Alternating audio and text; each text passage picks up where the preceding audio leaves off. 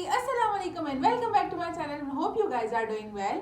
In today's video आपको thumbnail देखकर और टाइटल देख के पता चल गया होगा कि आज की वीडियो हेयर केयर के ऊपर है। हेयर केयर के लिए कुछ टिप्स और ट्रिक्स मैं यूज़ करती हूँ, वो मैं आप लोगों के साथ आज शेयर करूँगी। आप मुझे अपने कमेंट्स के थ्रू बताइएगा कि वो टिप और ट्रिक्स किस तरीके से आप लोगों के लिए इफेक्टिव रही। मुझे तो काफ़ी फ़र्क पड़ा है उससे, क्योंकि मेरे बाल पहले भी, और पहले तो एक्सट्रीम फ्रिजी थे लेकिन अभी भी काफ़ी फ्रिजी हैं मेरे बाल, और हेयर फॉल मुझे बहुत होता था बिकॉज मैं उसको वॉश ठीक से नहीं कर पाती थी। जिस तरीके से जो तरीका है वॉश करने का उसको मैं सही से फॉलो नहीं करती थी। अपने बालों में ऑयलिंग नहीं करती थी, उनको कोई ट्रीटमेंट नहीं देती थी, कोई मास्क नहीं लगाती थी, बहुत ऑयलिंग नहीं कर रही होती थी प्रॉपरली वे में। सो अब मैंने वो सारी चीज़ें करना स्टार्ट की हैं और मुझे काफ़ी फ़र्क पता चला है। सो आपके साथ मैं आज वो सारी टिप्स और ट्रिक्स शेयर करूँगी। The first tip which I am giving और which I am using nowadays is properly oiling कर रही होती हूँ मैं। ऑयलिंग किस तरीके से करते हैं हम में से बहुत सारे लोग ऑयलिंग इस तरीके से करते हैं कि ऑयल लगा के आपने ओवरनाइट छोड़ दिया।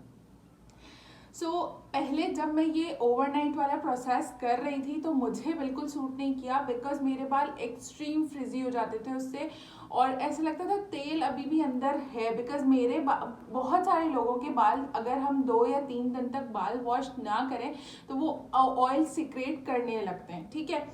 तो जब बालों में से ऑयल खुद ही सिक्रेट होने लगता है तो वो एब्जॉर्ब नहीं कर पाते, जो पॉल्यूशन और ये सब की चीज़ों की वजह से ऑयल सिक्रेट कर रहे होते हैं, तो बाल बहुत बहुत मैसी लग रहे होते हैं। The overcome this problem is आपने सिर्फ 2 घंटे तेल लगाना है। मैं संडे को फ्री होती हूँ बिकॉज मैं बाकी दिनों पे जॉब पर होती हूँ अपनी। मैं सिर्फ 2 घंटे के लिए ऑयलिंग करती हूँ, प्रॉपर ऑयलिंग, बिल्कुल चम्पी के साथ, एक एक जड़ के अंदर। अच्छा, ऑयलिंग किस तरीके से करनी होती है, जो आपकी ये टिप्स होती है ना, इससे आपने बालों में तेल लगाना होता है इस तरीके से। यूं नाखून नहीं खड़े होने होते। अगर आप नाखूनों से काम कर रहे होगे, यूं करके तेल लगाओगे, तो वो आपकी जो स्कैल्प है उसको बर्बाद कर देगा वहां से, ठीक है। तो जो ये टिप्स होती है ना, जिसमें जो नाखून नहीं होते, जिनपे इन तरह की टिप्स, फर्स्ट पोर, उनसे आपने जो है वो ऑयलिंग करनी है, ठीक है जी। सेकेंड थिंग इज आपने 2 घंटे के लिए तेल लगाना है और उसके बाद फिर वॉश कर लेना है सर को। Okay, the second tip is जब भी आप बाल वॉश करो तो उसके बाद आफ्टर जब जैसे आपने ऑयलिंग की हुई अपने बालों में और आपने उसको शैम्पू से वॉश कर लिया, तो शैम्पू से वॉश करने के बाद आपने आफ्टर शैम्पू वॉश आपने अपने बालों को कंडीशनर लगाना है। अब आप ये सोचोगे ये कौन सी बड़ी बात है, कंडीशनर हर कोई लगा रहा होता है। बिल्कुल हर कोई लगाता है, लेकिन हम जो गलती करते हैं कंडीशनर लगाते वक्त, वो क्या गलती करते हैं, हमारे बालों के लिए जो हमारी रूट्स होती हैं उनके लिए कंडीशनर नहीं होता। कंडीशनर इज जस्ट आपको 1 इंच छोड़कर यहाँ से कंडीशनर अप्लाई करना शुरू करना है, क्योंकि अगर आप रूट्स पर करोगे ना तो आपके स्कैल्प को खराब करेगा, ठीक है। आपने अपने बालों की फिजीनेस को खत्म करना होता है कंडीशनर के थ्रू, उसको स्मूथ और सिल्की बनाना होता है। तो आपने अपनी टिप्स को फॉलो करना होता है। यहाँ से 1 इंच आप छोड़ दो। मैंने आपको जो डिफरेंट डीप कंडीशनिंग की वीडियो बनाई थी, वीडियो आप लोगों के लिए लेकर आई थी मैं, उसके लिए उसमें भी मैंने आपको कहा था 1 इंच आपने बाल स्कैल्प से छोड़ने हैं और बाकी बालों के ऊपर आपने कंडीशनर अप्लाई करना है, ठीक है जी।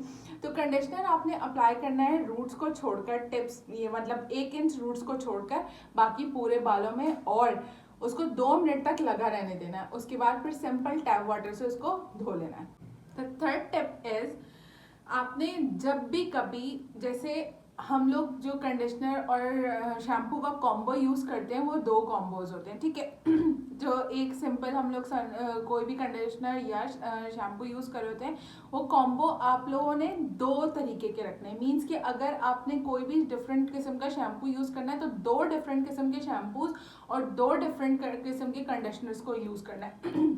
ऐसा मैं इसलिए कह रही हूँ बिकॉज बहुत दफ़ा ऐसे होता है कि जो शैम्पू या कंडीशनर हम यूज़ कर रहे होते हैं वो ऑब्सलीट हो जाता है मार्केट से, वो उसकी प्रोडक्शन बंद हो जाती है, और फिर उसके बाद दूसरे शैम्पू या कंडीशनर पे आने में हमें टाइम लगता है, क्योंकि हमारे बाल उस पुराने वाले शैम्पू या कंडीशनर के आदी हो चुके होते हैं।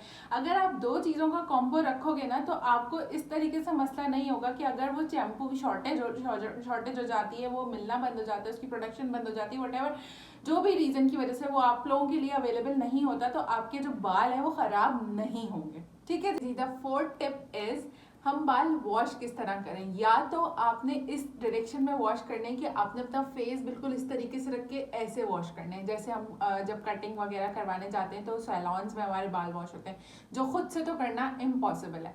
अच्छा, खुद से किस तरीके से करें। आप सारे बालों को नीचे ले जाएं, मतलब अपने सारे बाल नीचे की डायरेक्शन में लेकर जाएं और उसको अच्छे से साफ करके अच्छे से शैम्पू करके इसी डायरेक्शन में धो लें।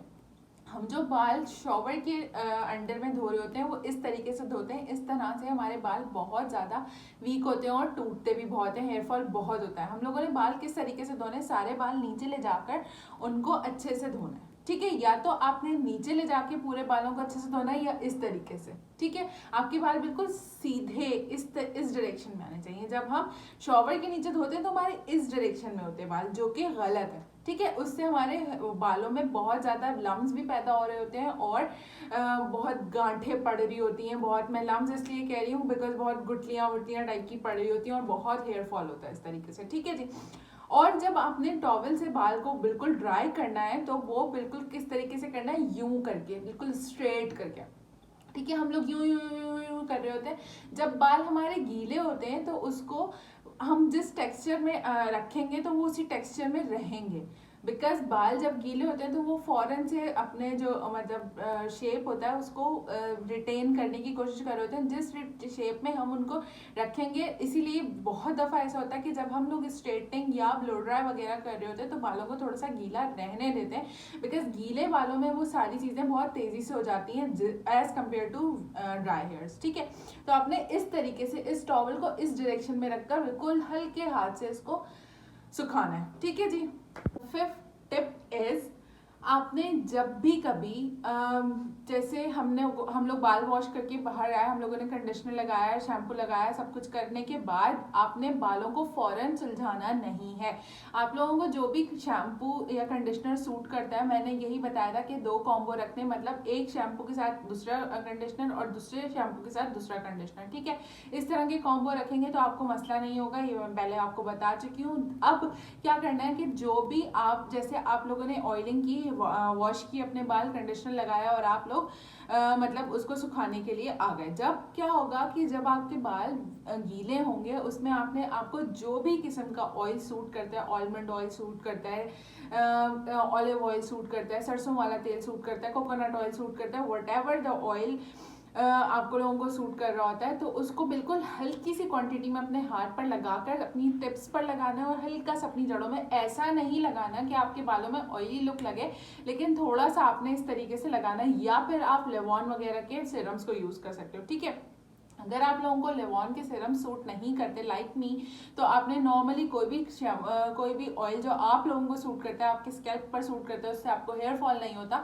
वो आपने इस तरीके से अपने बालों में लगा लेना है, ताकि जब आप उनको सुलझाओ तो वो बिल्कुल स्ट्रेट होकर सुलझें। ठीक है जी। तो और वो अगर आप इस तरीके से करोगे ना तो आपके हेयर फॉल खुद ही कम हो जाएगा। और जब गीले बाल हो तो उसको आप नहीं सुलझाओ, उसमें आप कोम या ब्रश मत लगाओ। ठीक है, जब बाल 1-1.5 घंटा थोड़ा सूख जाए, थोड़ा सा एयर ड्राई हो जाए, आप लोगों ने हर रोजाना कोई भी ड्रायर या फिर कुछ इस तरीके का यूज नहीं करना, बिकॉज आप अगर मुसलसल हीट प्रोवाइड करोगे बालों को तो वो जल जाएंगे। ठीक है, I have few examples in front of me जिनके बाल बाकायदा स्ट्रेटनर से और ड्रायर से जले हैं। जलते किस तरीके से हैं, बाल मजीद फ्रिजी हो जाते हैं, स्प्लिट एंड्स हो जाते हैं और बहुत सारे प्रॉब्लम्स होते हैं जो बालों के हो जाते हैं और वो बहुत जले हुए लग रहे होते हैं, बिल्कुल जले हुए इन दैट सेंस कि बहुत अनमैनेजेबल लग रहे होते हैं, बहुत फिजी हो जाते हैं। तो इस तरीके से आप लोगों के बाल ख़राब होंगे। इस तरीके को रोज़ाना यूज़ मत कीजिए। ठीक है,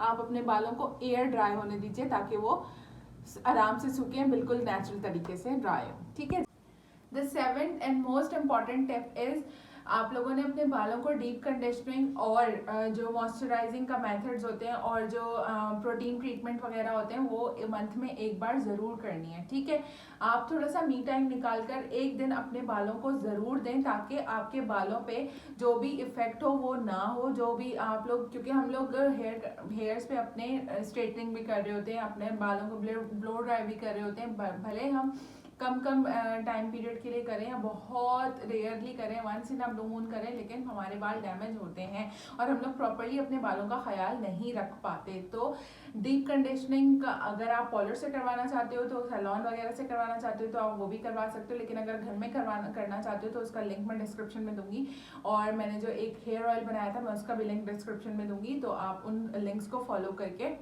अपने बालों का ख्याल रख सकते हो।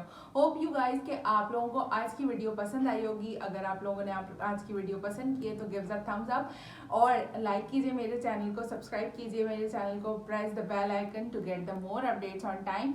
और मैं मिलूंगी मेरी नेक्स्ट वीडियो में। Till then bye bye, Allah हाफिज़।